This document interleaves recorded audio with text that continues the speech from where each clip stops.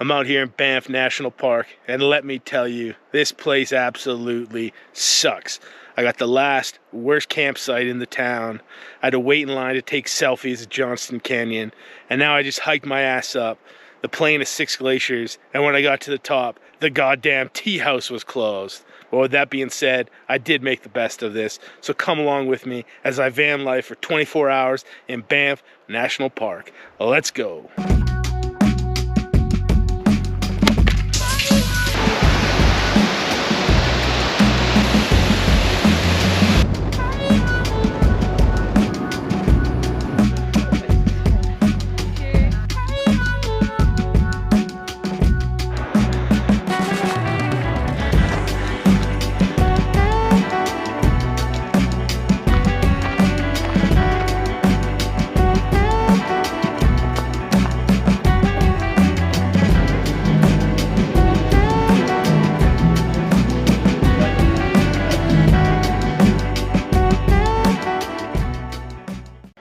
So I'm out here in Banff National Park, and so far it sucks. I had trouble getting a campground. I almost had to throw down on an oTENTik, $130, but I did get a last minute cancellation at Tunnel Mountain, campsite 2, I think, which is, I don't like it, but it does have a pretty sweet view of what I assume is Tunnel Mountain. I paid $40, which comes with firewood. Pickings are slim. But that being said, I have fire, or I will have fire, and I only had to pay $40, which is way better than $130, because I still am unemployed. But with that being said, I'm gonna grab one more. I'm gonna grab one more log. We're gonna head down to camp, and I'll show you what I mean when I say it kind of sucks. So first things first, I grabbed one last piece of firewood, and then I realized that I should show you what an oTENTik is. Other than the last minute cancellation, I would have been stuck in this oTENTik for $130 a night, which is not the end of the world, but it does remind me to warn you to book ahead because this was filmed on a Monday, September 11th, never forget, and I still struggled with availability. But that is an oTENTik. I guess it's like a soft shell cabin. Does not have a bathroom inside, which is kind of a bummer. There's a little grill and a bear cache. So for $130, actually fairly good deal, I think, if you are so inclined. But I have a van, which is as nice as or nicer inside. I haven't been inside, but just guessing.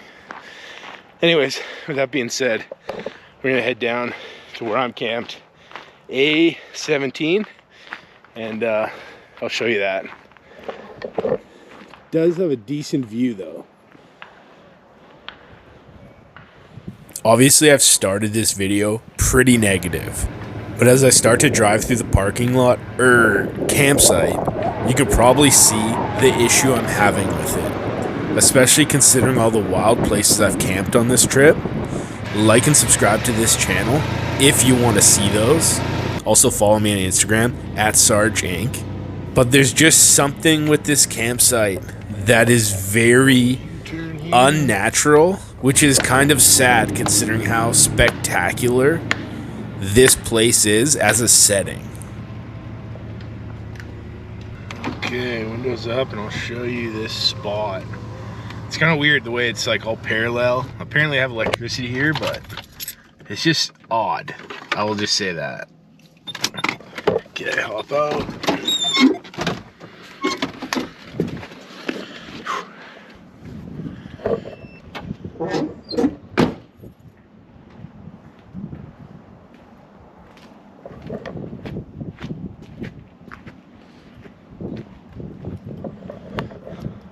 So this is my site. It's a picnic table, a fire pit, right on the road. Electrical stand. It is just not what I'm used to. I guess it'd be sweet if I had like a real RV, but I am driving a van, and this is weird to me. But with that being said, I'm just gonna go right ahead, start chopping wood, rip open a fire, and give her. Before I start a fire, I unload the wood from my van, and I do want to acknowledge that I loaned the poor sap across the way my axe. which does lead me to a public service announcement. Always carry a good axe. The guy with the biggest axe always has firewood, so do not show up with a hatchet. Anyways, I let out all my frustrations on my firewood pile. I cut plenty of firewood for me and also to leave for the next guy. From there, I pretty much just chilled by the fire and set myself up to wipe the slate clean and start fresh on a better day tomorrow.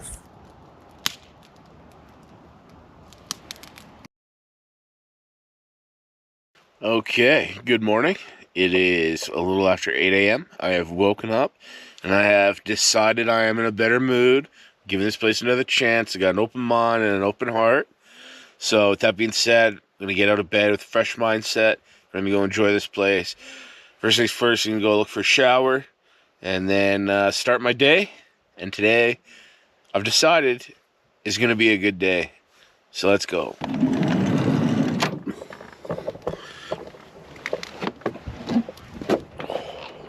Fresh as a daisy, I head out in search of a few things. First, I want to check out these beautiful mountain views, and then I head into the bathroom for the morning routine. A nice poop, I brush my teeth, and then I head out in search of the shower building. I had no idea where anything was in this campsite because the campsite attendant did not give me a map. I feel like they should have, but also I probably could have asked for one. But with that being said, I did find the shower building, so I head inside to freshen up and start this day in earnest.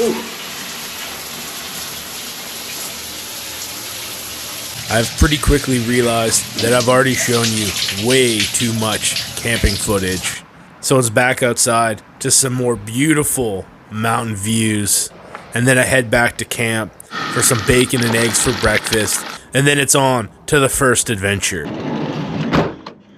Okay, I'm at Johnston Canyon. I'm at the parking lot.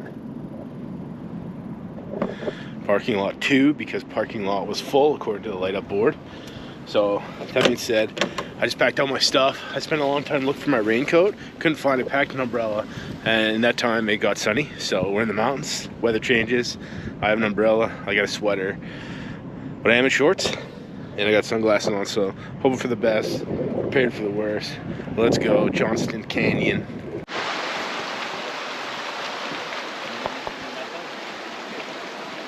Johnston Canyon is about a 5.5 kilometer round trip hike to the upper falls.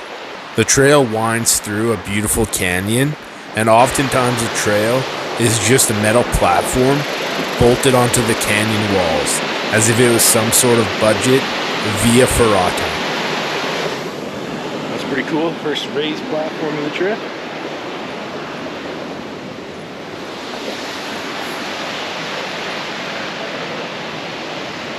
I believe there'll be a lot more of that kind of stuff coming up, so I'm excited.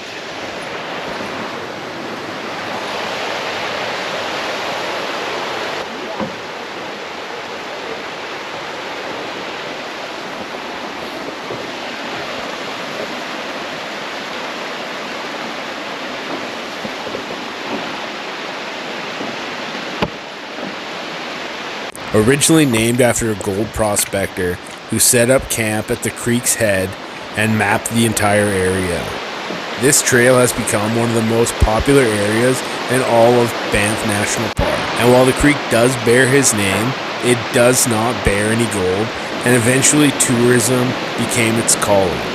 A trail was constructed, and then a log teahouse, some cabins, and then eventually a man named Walter Camp moved in and eventually forged his way up the canyon, building a trail that resembles the one we see here today. Well, there's a big line at the lower falls. Looks like maybe to get into a cave or take a photo. Not sure. I'm not gonna stick around to find out. We're going to the upper falls. Hopefully less busy. So I'm tired of tourists.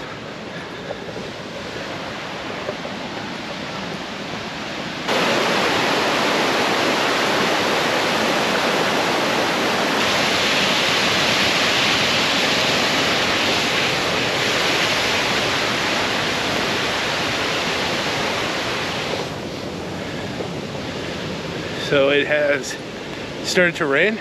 Not hard enough for me to bust out the umbrella, but hard enough for me to get wet. After a brief battle with the rain, the skies opened up, and so did the canyon. I took my time to enjoy this stretch of hike, and I'm glad I did, because when I reached the upper falls, I was greeted with another line.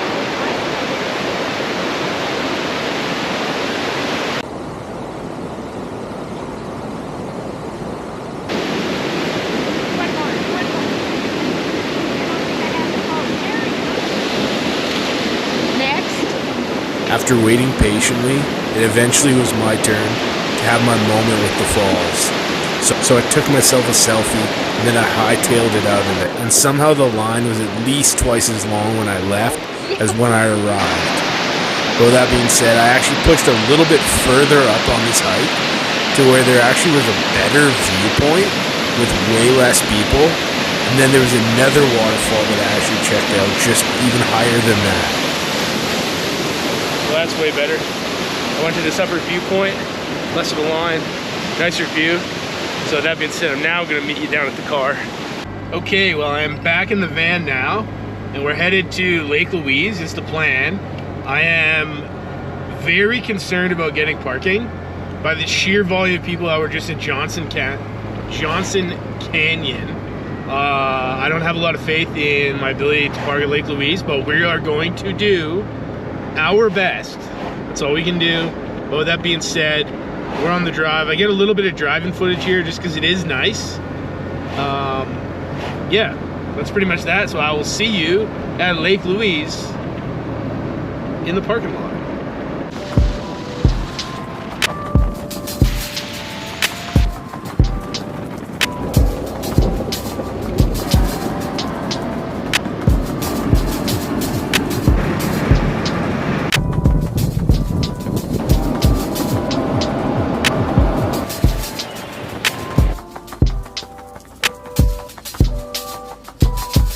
So I just got to Lake Louise parking lot. Just noticed I'm parked next to a crypto bro. Anyways, parking lot is very full, but I'm headed down to the lake. Probably walk around it, or closest thing to walk around it that I can do. Should be very scenic. To me, this is what Banff is known for, is like Lake Louise. So it should be beautiful. Probably gonna be a lot of people. It's a little hectic coming up here, just because there's a lot of people directing traffic, which is helpful, I guess. But it feels like a lot. Anyway, so that being said, let's go check out. I will say, actually, the drive was quite nice, and the mountains up here around, you can't really see them anywhere else, but they're all quite nice. So at least this place is a nice place to drive. Anyways, let's go to the lake. Let's go check it out. I think we got to pay for parking, so go do that, and then yeah, then we'll go to the lake.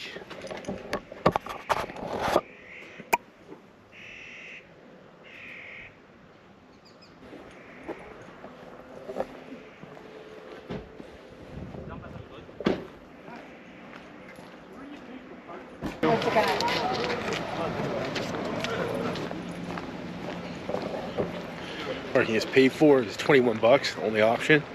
So that kind of sucks, but let's go find a trail.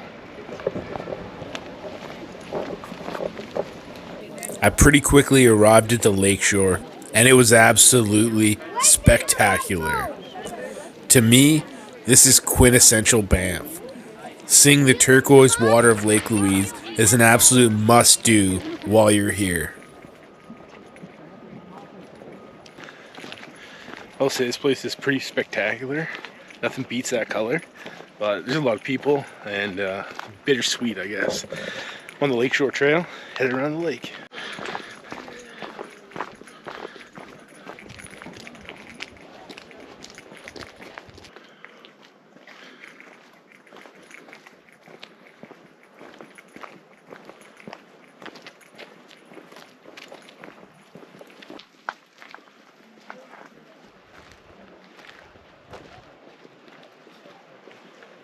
So I hit the end of the lake. It's just down there. Stopped to admire the view for a bit. Now I'm working my way up a hill. I'm gonna head to the plain of 6 glaciers. I don't know if I'm gonna make it to the tea house before it closes, but I'm gonna do my best. So that being said, this place is pretty spectacular. And if you get far enough along the trail, there's way less people, and it's tolerable. I'm already winded. That doesn't bode well for me. Anyways, let's get on it.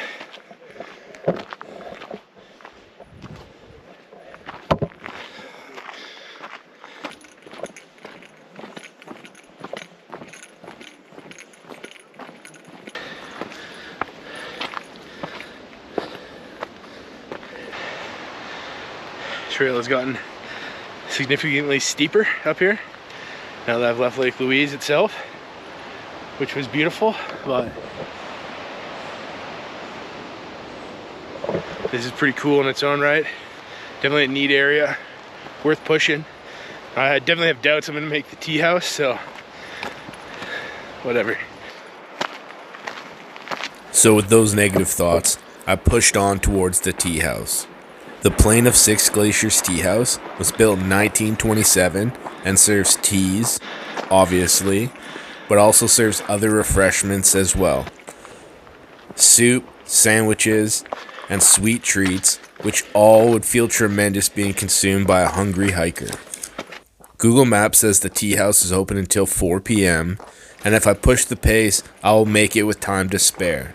So that's what I did. Head down, just putting in the distance. The trail is relatively steep at this point, but it's absolutely breathtaking, both literally and figuratively. The glaciers, the endless mountain views, this place was absolutely spectacular and a highlight of the trip. It made the hiking feel like a breeze. Sort of.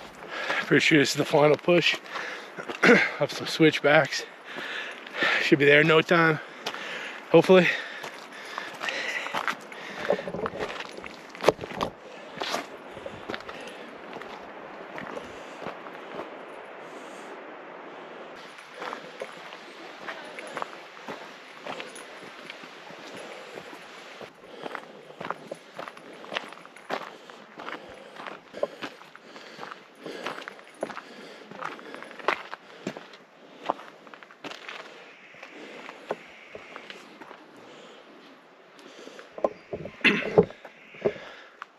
Damn, the house is closed.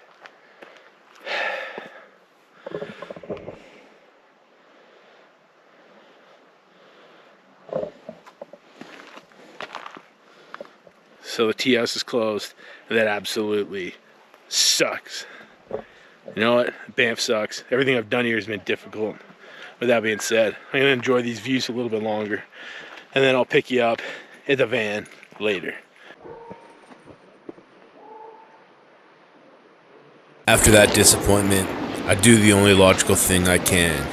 Hide my emotions with food.